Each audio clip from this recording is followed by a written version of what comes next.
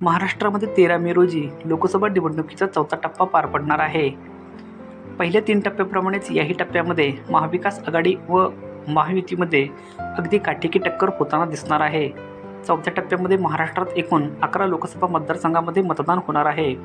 आता या 11 लोकसभा मतदारसंघामध्ये कोणत्या पक्षाचे कोणते उमेदवार निवडून येतील तेच आपण या व्हिडिओमध्ये पाहणार आहोत. सुरुवात करूया पुणे लोकसभा मतदारसंघापासून.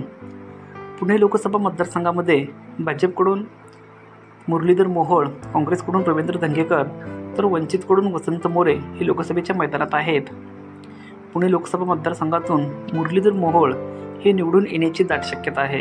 बीड लोकसभा मतदारसंघामध्ये पंकजा मुंडे व बजरंग सोनवणे यांच्यामध्ये सरळ लढत होत आहे. बीड लोकसभा मतदारसंघ ओबीसी विरुद्ध मराठा या कारणामुळे चांगला चर्चेत आलेला आहे. या मतदारसंघामध्ये मराठा पंकजा मुंडेंच्या बाजूला राहतो की पंकजा मुंडेला विरोध करतो यावरच या मतदारसंघातून कोण निवडून येईल हे ठरणार आहे. मावळ लोकसभा मतदारसंघामध्ये श्रीरंग बारणे व संजोग वाघेरे यांच्यामध्ये काटेकी टक्कर होताना दिसत आहे. पण यावेळेस ही श्रीरंग बारणे हेच विजयी होतील अशी शक्यता आहे. शिरूर लोकसभा मतदारसंघामध्ये डॉक्टर अमोल कोल्हे व आढळराव पाटील यांच्यामध्ये चांगलीच काटेकी टक्कर होताना दिसत आहे. अजित पवारांनी आढळराव पाटलांसाठी तर शरद पवारांनी डॉक्टर अमोल कोल्हे यांच्यासाठी प्रचाराचा धडाका सुरू केलेला आहे. या मतदारसंघातून अमोल कोल्हे यांची विजयी होण्याची दाट शक्यता आहे. जालना लोकसभा मतदारसंघातून रावसाहेब दानवे हे विजयी होतील अशी शक्यता आहे. अहमदनगर लोकसभा मतदारसंघात देखील सुजय विखे पाटील व निलेश लंके यांच्यामध्ये काटेकी टक्कर होताना दिसत आहे. या मतदारसंघामध्ये निलेश लंके हे विजयी होतील अशी शक्यता आहे. नंदुरबार लोकसभा मतदारसंघातून हिना गावित या विजयी होतील अशी शक्यता आहे.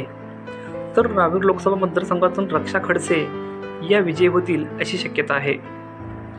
शिर्डी लोकसभा मतदारसंघामध्ये भाऊसाहेब वाकचौरे यांचं पारडं आता तरी जड दिसत आहे. तर जळगाव लोकसभा मतदारसंघातून स्मिता वाघ या निवडून येतील अशी शक्यता आहे. छत्रपती संभाजीनगर लोकसभा मतदारसंघामध्ये यावेळी तिरंगी लढत होताना दिसत आहे. छत्रपती संभाजीनगरमध्ये चंद्रकांत खैरे, संदीपान भुमरे व इम्तियाज जलील यांच्यामध्ये तिरंगी लढत होताना दिसत आहे. मागील वेळेस ज्याप्रमाणे तिरंगी लढतीमध्ये दोघांच्या भांडणात तिसऱ्याचा फायदा झाला तशीच काहीशी शक्यता याही वेळेस संभाजीनगरमध्ये होती की काय अशीच शक्यता आहे.